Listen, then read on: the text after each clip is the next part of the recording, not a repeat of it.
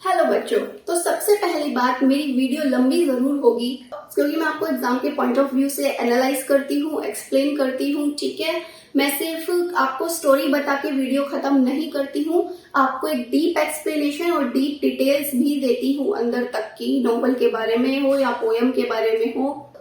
तो सबसे पहली बात, आप मेरे इस वीडियो को हॉरिजॉन्टली टर्न कर लीजिए। ठीक है, इस टाइप से आप इसे टर्न करके देखिए हॉरिजॉन्टली, बिकॉज अगर आप मेरे वीडियो को इस टाइप से वर्टिकली देखोगे तो हो सकता है बोर्ड पे लिखे लेटर्स आपको छोटे नजर आए, but when you watch it horizontally then it will be clearly show to you. ठीक है, और बच्चों अब दूसरी बात, अगर आप इस पोयम को शॉर्ट तरीके से समझना चाहते हैं, अपना टाइम बचाना चाहते हैं, तो आप अदर्स चैनल के वीडियोस देख सकते हैं जिन्होंने बहुत ही शॉर्ट में इसको एक्सप्लेन किया है, जिसमें आपका टाइम भी कम जाएगा। ठीक है, क्योंकि मैं तो थोड़ा लंबा ही एक्सप्लेन करती हूँ एग्जाम के पॉइंट ऑफ व्यू से। ठीक है, लेकिन अगर आपको इस पोयम के बारे में, रेप ऑफ द लॉक के बारे में हर एक चीज बारीकी से जाननी है, कैंटो 1 से लेके कैंटो 5 तक आपको बारीकी से जानना है, तो आप मेरे वीडियो को आगे कंटिन्यू कर सकते हैं। तो बच्चों, rape of the lock poem मैं आपको 4 पार्ट्स में कवर अप करूंगी। ठीक है, कैसे? पहले आपको इसका थोड़ा इंट्रोडक्शन जानना पड़ेगा। अलेक्जेंडर पॉप ने ये जो पोयम लिखी है किसके कहने पर लिखी, क्या ये रियल बेस स्टोरी है या फेक है या क्या है, वो सब। ठीक है, इस पोयम का एज कौन सा है, टाइम कौन सा है, पब्लिश कब हुई, वो सारी बात इंट्रोडक्शन में। ठीक है, कैरेक्टर्स बताऊंगी इसके बाद, फिर मैं आपको समरी बताऊंगी, किस टाइप की समरी, कैंटो 1 में क्या हुआ, 2 में क्या हुआ, 3 में क्या हुआ और फाइनली 5 में क्या हुआ, और सब कुछ एक एक चीज डिटेल में बताऊंगी।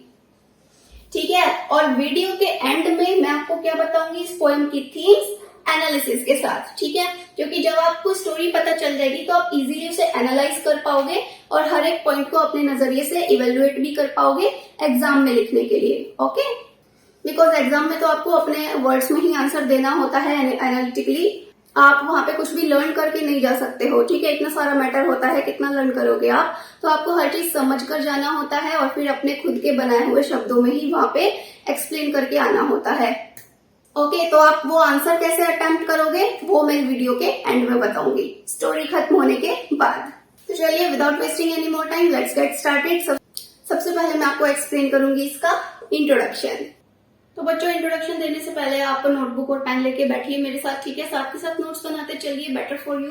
तो पहले मैंने कुछ की पॉइंट्स लिख दिए हैं ताकि मेरा टाइम वेस्ट ना हो लिखने में।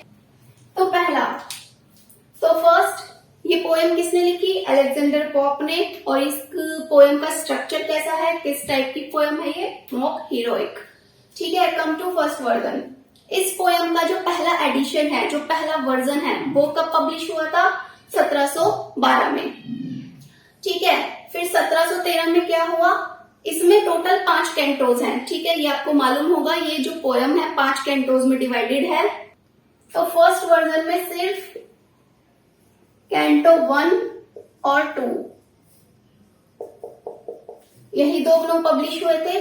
फिर 1713 में क्या हुआ? इस पोयम में कैंटो 3 और कैंटो 4 भी जोड़ दिया गया। ठीक है, और इस पोएम का जो फाइनल फॉर्म है, यानी कि जो फाइनल पब्लिकेशन है, वो कब पब्लिश हुआ? 1717 में। ठीक है, final form of this poem 1717 में बनकर पब्लिश हुआ और उस टाइम इसमें क्या ऐड किया गया था? कैंटो 5। ठीक है, आपको ये जानना इंपॉर्टेंट है। कैंटो 5 के अंदर क्या है? क्लैरिसा की स्पीच। क्लैरिसा एक कैरेक्टर है, तो क्लैरिसा की स्पीच को कब ऐड किया गया? 1717 में। कैंटो 4 में क्या है? केव ऑफ स्प्लीन। ठीक है, स्प्लीन ये भी एक कैरेक्टर है, स्प्लीन की गुफा, तो ये कैंटो 4 में है और इसे कब ऐड किया गया? 1713 में। और कैंटो 3 में क्या है? एक कार्ड गेम।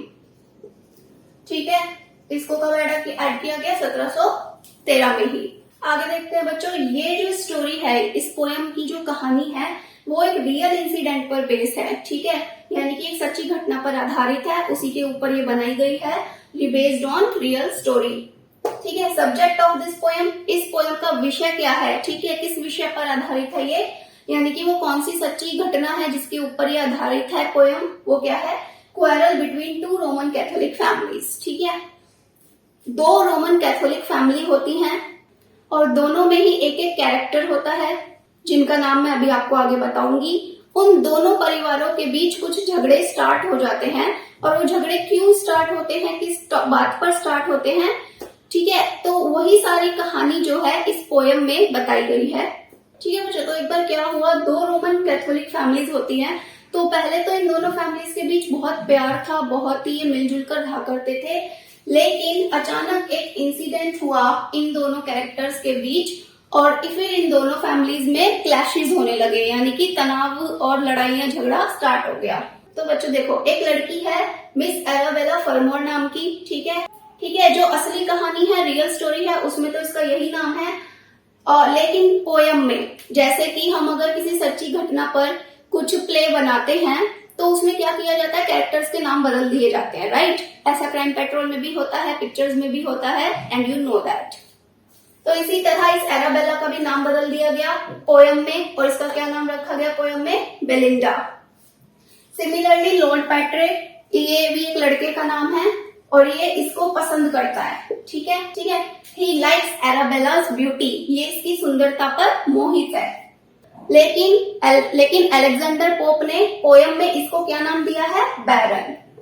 ओके, तो आप ध्यान रखेंगे, बैरन का रियल लाइफ में क्या नाम है, लॉर्ड पैट्रिक, और बेलिंडा का रियल लाइफ में क्या नाम है, एराबेला।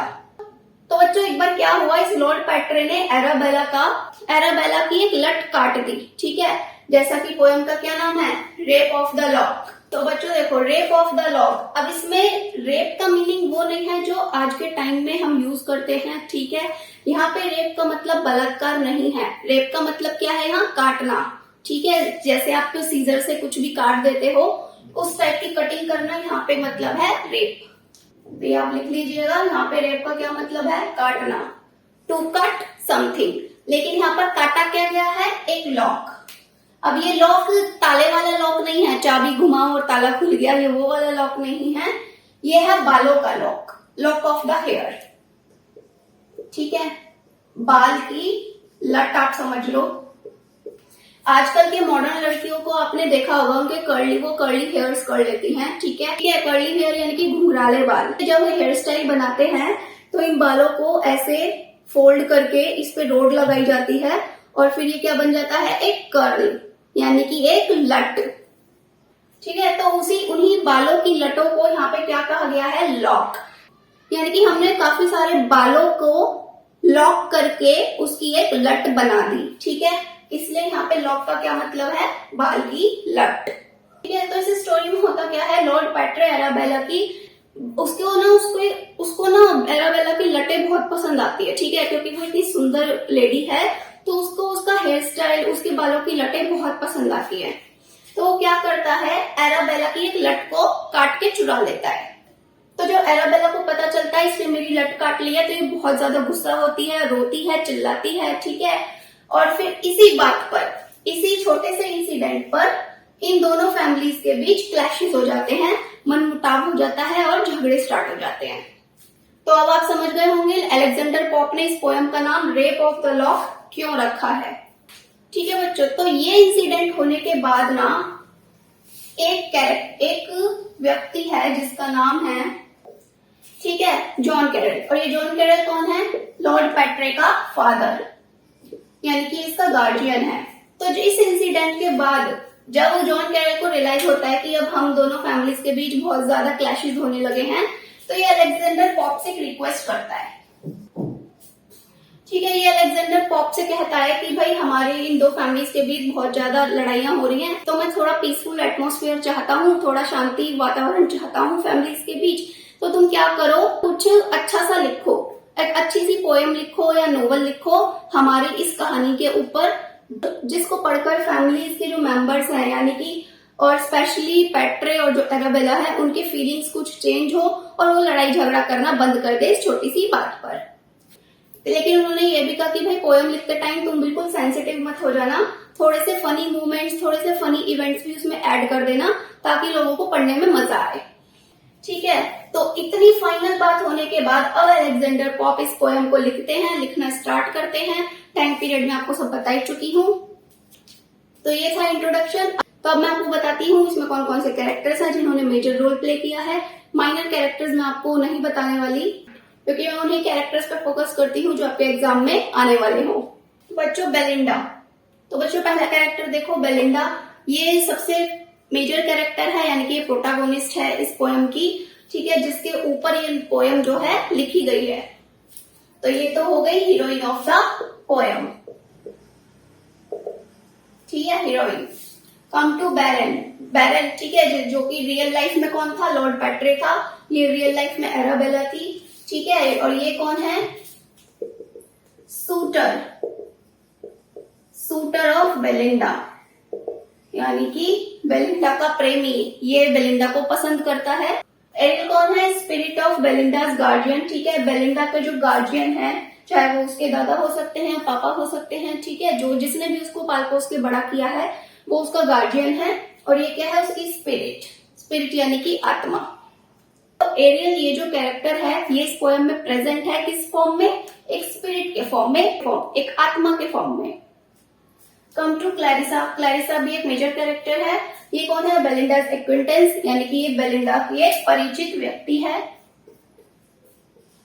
कम टू थेलेस्ट्रिस, ये कौन है, फ्रेंड ऑफ बेलिंडा, ये बेलिंडा की दोस्त है, ठीक है, बेलिंडा की दोस्त है। और कौन है साथ में, वाइफ ऑफ सर प्लूम, ठीक है, सर प्लूम भी एक कैरेक्टर है पोयम में। और तो क्या है, ये दोनों आपस में हस्बैंड वाइफ हैं, ठीक है, दे आर हस्बैंड वाइफ। एम्ब्रिल, एम्ब्रिल कौन है, एक मिस्टीरियस यानी कि एक शरारती जिनोम, शरारती बोना, ठीक है। और ये कोई छोटा मोटा बोना नहीं है, और ये एक जादुई बोना है, ठीक है। He is a magical genome, he is a magical, ये जादुई है और शरारती है। बोना आपको पता होगा, छोटे छोटे से बोने होते हैं जो हार्मोन्स के डेवलप ना होने के कारण हमारी तरह डेवलप नहीं हो पाते और उनकी हाइट बहुत छोटी रहती है। शॉक, शॉक कौन है, Belinda's lap dog, lap dog यानी कि पालतू कुत्ता, ये बेलिंडा का पालतू कुत्ता है। अब बेटी, बेटी कौन है, बेलिंडाज मेड, जिसकी मदद से वो हर रोज तैयार होती है और हर रोज बहुत सुंदर दिखती है। स्प्लीन, स्प्लीन कौन है, ये है रानी, कैसी रानी, queen of all bad tempers, ठीक है, ऑल बैड टेम्पर्स यानी कि बुरी मनोदशा, ठीक है। जैसे कि हम ह्यूमंस हैं और हमारे काफी सारे इमोशंस होते हैं, खुशी का, सैडनेस का, गुस्से का, ठीक है, काफी सारे हमारे इमोशंस होते हैं। तो ये कौन से इमोशन की रानी है, सैडनेस की, ठीक है, यानी कि मानव में जितनी भी बुरी प्रवृत्तियां होती हैं, यानी कि जिन बुरी आदतों से मानव ग्रसित रहता है, चाहे वो बीमार होना है, चाहे वो कोई और बीमारी है, ठीक है, चाहे वो कोई बुरी लत हो, चाहे वो सैडनेस हो, दुख हो, जितना मर्जी दुख हो, तो ये उन सारी चीजों की कौन है, रानी है, ओके। यानी कि ये सारी चीजें इसके आसपास मंडराती रहती हैं, लेकिन ये रहती कहाँ है, lives in gloomy cave, gloomy यानी कि दुख, दुख से भरी एक गुफा, ठीक है, ऐसी गुफा जहां पे घुसते ही आपको दुखों का एहसास होने लगता है, जहां पे खुशी नाम की कोई चीज नहीं है। तो ऐसी गुफा में ये रहती है। और कहाँ रहती है, अर्थ पर, यानी कि धरती पर नहीं रहती, डाउन इनटू द अर्थ, इसकी ये जो गुफा है वो धरती के नीचे है, ठीक है, अंडरग्राउंड है। तो ये रहती कहाँ है, अर्थ के नीचे, डाउन टू द अर्थ। तो ये थे 10 characters rape of the lock poem के। अब मैं आपको कैंटो 1 से लेके कैंटो 5 तक के सारे स्टोरी बताऊंगी डिटेल में, एक एक इवेंट, एक एक पॉइंट आपको समझाऊंगी, जिसमें ये सारे कैरेक्टर्स अपना अपना रोल प्ले करेंगे, ओके। तो मैंने आपको वही कैरेक्टर्स बताए हैं जिन्होंने मेजर रोल प्ले किया है, ठीक है, कुछ इसमें से कुछ है जिन्होंने माइनर भी प्ले किया है, लेकिन प्ले तो किया है ना पोयम में, कोई ना कोई रोल तो निभाया है ना, तो वही कैरेक्टर्स मैंने आपको लिखे हैं। तो अब चलिए फटाफट से चलते हैं स्टोरीज की तरफ, कैंटोज की तरफ। ओके बच्चों, तो इस पोयम को जो है 5 कैंटोज में डिवाइड किया गया है, 5 कैंटोज यानी कि 5 मुख्य भागों में। तो कैंटो 1 का सीन कुछ ऐसा है, यहाँ पे सनराइज हो चुका है, ठीक है, और बेलिंडा जो है अभी तक सो रही है, ठीक है, बेलिंडा को सोते सोते काफी लंबा टाइम हो गया है और दोपहर भी हो चुकी है, ठीक है, यानी कि आफ्टरनून भी हो गया, लेकिन ये अभी तक नींद से नहीं उठी। तो बच्चों सोते टाइम बेलिंडा को एक सपना आता है, वो एक सपना देखती है, ठीक है, जिस सपने में एरिल, मैंने आपको कैरेक्टर में लिखवाया था, एरिल कौन है, बेलिंडा का गार्जियन है, यानी कि गार्जियन की जो स्पिरिट है वो उसके सपने में आती है। जैसे कई बार हमारे एंसेस्टर्स हमारे सपने में नहीं आते, ठीक है, तो उसी टाइप से एरिल भी जो है इनके एंसेस्टर है, गार्जियन है जो इनके सपने में आए, तो सपने में आकर ना ये इसके कानों में फुसफुसाते हैं, ठीक है, विस्परिंग। ये कुछ विस्पर करते हैं यानी कि फुसफुसाते हैं और कुछ बात कहते हैं। क्या कहते हैं सपने में? कि उन्हें भेजा गया है यहाँ पर तुम्हें वार्न करने के लिए, तुम्हें एक चेतावनी देने के लिए कि तुम्हें अवेयर रहना है, ठीक है। You have to be aware from other things. और वो क्या चीजें हैं? ये क्या बताता है इसे कि भाई तुम्हें अवेयर रहना है किससे? जेलस वाले लोगों से, जेलसी पीपल से, और स्पेशली मैन, ठीक है। तुम्हें उन लोगों से दूर रहना है जो तुमसे जलते हैं, और तुम्हें आदमियों से भी दूर रहना है क्योंकि आदमियों से तुम्हें खतरा है फ्यूचर में, ठीक है। फिर तुम्हारे साथ फ्यूचर में कुछ ऐसा भयानक इवेंट होने वाला है जिसके बारे में मैं तुम्हें यहाँ अवेयर करने आया हूँ, चेतावनी देने आया हूँ कि अगर तुम इन लोगों से दूर रहोगी तो वो ड्रेडफुल इवेंट, वो भयानक दृश्य तुम्हारे साथ नहीं होगा। और वो ऐसा क्यों चेतावनी देता है? क्योंकि जो बेलिंडा की पर्सनैलिटी है ना वो बहुत सुंदर है, ठीक है। वो इस पोएम में एक बहुत ही सुंदर लेडी है, एक अप्सरा आप समझ सकते हो। जितनी सुंदर एक अप्सरा, एक परी होती है ना, उस टाइप की इसकी पर्सनैलिटी है। और and she looks very gentle, very beautiful, very attractive. तो इसकी सुंदरता से काफी लोग खुश होते हैं, काफी लोगों को अच्छी लगती है, काफी लोग इससे जलते भी हैं। तो इसी बात को लेकर ये बोलता है तुम्हें सावधान रहने की जरूरत है ऐसे लोगों से। लेकिन जो एरिल है ना वो इवेंट उसे खुलकर डिस्कस नहीं कर पाता है कि भाई फ्यूचर में तुम्हारे साथ ये चीज गलत होने वाली है, ठीक है। वो इस चीज को व्यक्त नहीं कर पाता क्योंकि वो चीज इसे खुद ही नहीं पता होती, लेकिन हाँ एक अंदाजा होता है कि इसके साथ फ्यूचर में कुछ गलत होने वाला है, गारंटेड, ठीक है। इतनी चेतावनी देकर ये जो एरिल है इसके सपने से गायब हो जाता है। और लेकिन सपने से गायब होने के बाद भी बेलिंडा अभी तक सो ही रही है। देखो दिन चढ़ आया है, ठीक है, सूरज कब का उग चुका है, फिर भी ये सो रही है। तो मैंने आपको क्या लिखवाया था? शॉक। शॉक कौन है इसका? एक लैपडॉग यानी कि पालतू कुत्ता। तो उसके कुत्ते को रियलाइज होता है कि ये काफी देर तक सो रही है, चलो मैं इसे उठा देता हूँ। तो वो इसको लैपिंग करके उठा देता है, इसके गालों को चाटता है, ठीक है, जैसे कुत्तों का उठाने का स्टाइल होता है उस तरह से बेलिंडा को नींद से उठा देता है, ठीक है। अब ये क्या है? उठ चुकी है, शी वोक अप, ठीक है बच्चों। तो जब ये नींद से जागती है ना, इसको एक लव लेटर मिलता है, एक लेटर इसे मिलता है। और जब ये उस लेटर को पढ़ती है तो पढ़ने के बाद उसमें कुछ ऐसा लिखा होता है कि पढ़ने के बाद जो इसने सपना देखा होता है एरिल वाला, ठीक है, जिसमें एरिल ने इसको वार्न किया था कि तुम्हें आदमियों से स्पेशली दूर रहना है, तुम्हें उनसे खतरा होएगा फ्यूचर में। तो ये वो सारी बातें भूल जाती है, पूरा सपना भूल जाती है, एरिल की वो चेतावनी भी भूल जाती है, ठीक है। शी फॉरगॉट हर ड्रीम,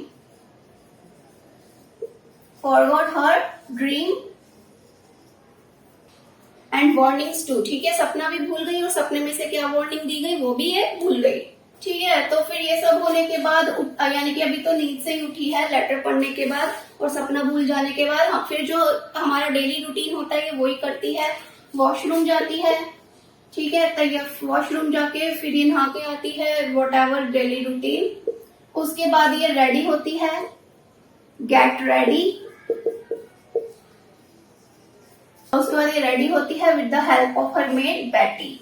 मैंने बताया था बेटी कौन है, इसकी मेड है, ठीक है। उसकी मदद से ये तैयार होती है और तैयार होने के बाद ये इतनी सुंदर लगती है, इसे अपनी ब्यूटी पर, अपने चार्म पर बहुत ही प्राउड फील होता है खुद को मिरर में देखकर, और ये खुद को बहुत लकी समझती है कि मैं इतनी सुंदर हूँ। तो तैयार होने के बाद इसका आगे का क्या प्लान होता है? अपने फ्रेंड्स के साथ एक पार्टी में जाने का, ठीक है।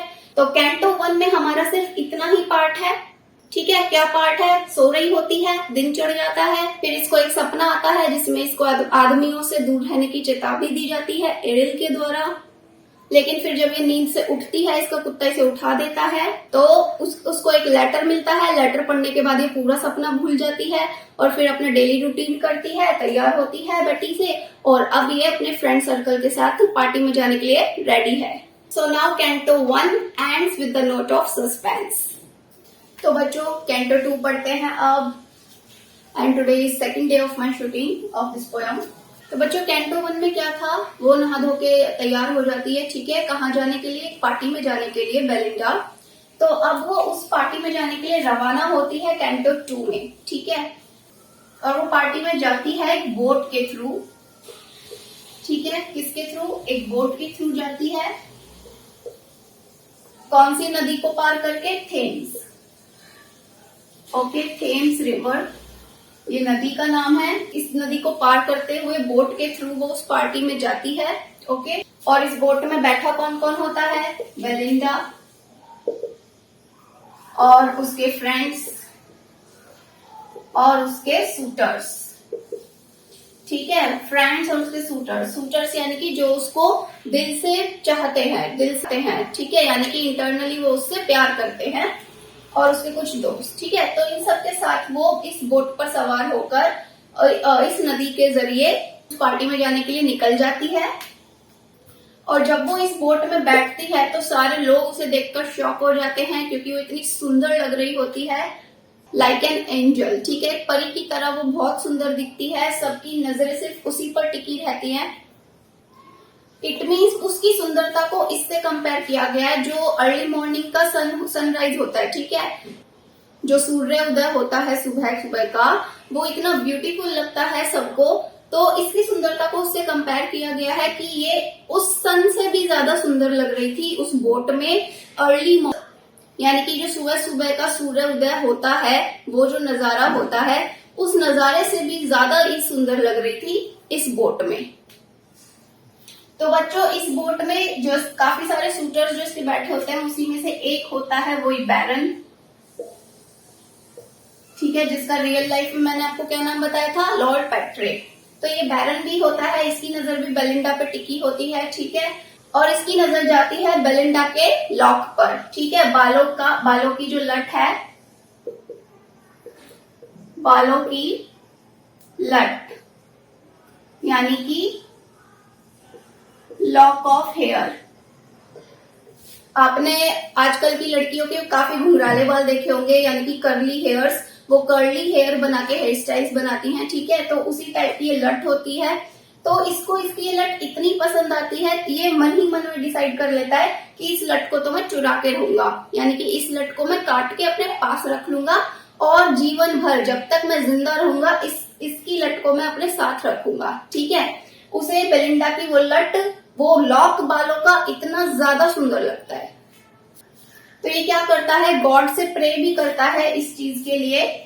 गॉड से क्या प्रे करता है कि मैं अपने इस मिशन में कामयाब रहूं, मैं बेलिंडा का वो लॉक चुरा लूं, यानी कि जो उसकी बालों की लट लटक रही है यहाँ पे साइड में, उसको मैं काट के हमेशा अपने पास रख सकूं, ऐसा आप मुझे आशीर्वाद दे, ये ही मेरी प्रेयर है, ठीक है।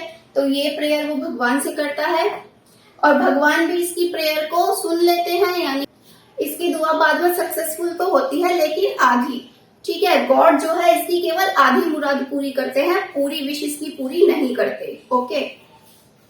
तो जैसा कि मैंने आपको कैंटो 1 में बताया था, ये जो एरिल है, एरिल कौन है, स्पिरिट ऑफ बेलिंडाज गार्जियन, इसके गार्जियन की ये स्पिरिट है, ठीक है। तो इसको फिर से शक हो जाता है बेलिंडा के साथ कुछ बुरा घटने वाला है, ठीक है। तो ये क्या करता है, काफी सारे परियों को, यानी कि उन परियों को साइफस बोला गया है इस पोयम में, ठीक है। क्या बोला गया है, साइफस। साइफस का क्या मतलब होता है, परियां, ठीक है। काफी सारी नन्ही नन्ही मैजिकल परियां जिनके पास मैजिकल पावर्स होती हैं, ठीक है, बहुत ही छोटी छोटी होती हैं वो परियां, एकदम तितली जैसी होती हैं, बटरफ्लाई लाइक। तो ये क्या करता है, ये सारे साइफर्स को ये ऑर्डर देता है और रिमाइंड कराता है कि अब वक्त आ गया है कि तुम सबको बेलिंडा का ध्यान रखना है, उसकी हर एक चीज का तुमको ध्यान रखना होगा, ताकि उसके साथ कोई बुरी घटना ना हो। तो बेलिंडा की रखवालियों के लिए तो इस साइफर्स को, यानी कि एंजल्स को ऑर्डर दे देता है कि तुम उसकी हर एक चीज पे नजर रखना, ठीक है, उसकी ब्यूटी का ध्यान रखना है, उसके इयररिंग्स का ध्यान रखना है, उसके बालों का ध्यान रखना है, कहीं उसे कोई भी खरोच नहीं आनी चाहिए, ठीक है। और मैं खुद बेलिंडा का जो लैप डॉग होता है शॉक, ठीक है, बेलिंडा का जो शौक लैप डॉग होता है, मैं खुद उस पे नजर रखूंगा, कहीं उस कुत्ते की वजह से ही बेलिंडा को कोई नुकसान ना हो। ठीक है, ओके। तो ये एरिल जो है ना, कम से कम 50 एंजल्स को, यानी कि एटलीस्ट ये 50 सेल्फर्स को नियुक्त करता है बेलिंडा की रखवाली के लिए, उस पे नजर रखने के लिए, ताकि वो सुरक्षित रहे। और साथ में ये भी ऑर्डर देता है, अगर तुम में से किसी ने भी अपनी ड्यूटी को नेग्लेक्ट किया, अपनी ड्यूटी को इग्नोर किया, तो उसको पनिशमेंट मिलेगी। ओके बच्चों, तो कैंटो 2 में सिर्फ इतना ही था। क्या बेलिंडा जो है बोट के थ्रू जाती है उस पार्टी में, बोट में और भी लोग होते हैं, उसके फ्रेंड्स, उसके सूटर, जिसमें कि बैरन भी शामिल होता है। और सब लोग उसकी ब्यूटी देखकर हैरान हो जाते हैं। बैरन को उसका बालों का लॉक बहुत पसंद आता है, तो वो उसको काट के अपने पास रखने के लिए मन में ही ठान लेता है उसी पॉइंट पे। और एरिल को फिर शक हो जाता है कि बेलिंडा खतरे में आने वाली है, जिसकी सुरक्षा के लिए फिर वो कम से कम 50 साइफर्स को नियुक्त करता है और खुद भी उसके कुत्ते पर नजर रखना स्टार्ट कर देता है। Now come two canto 3।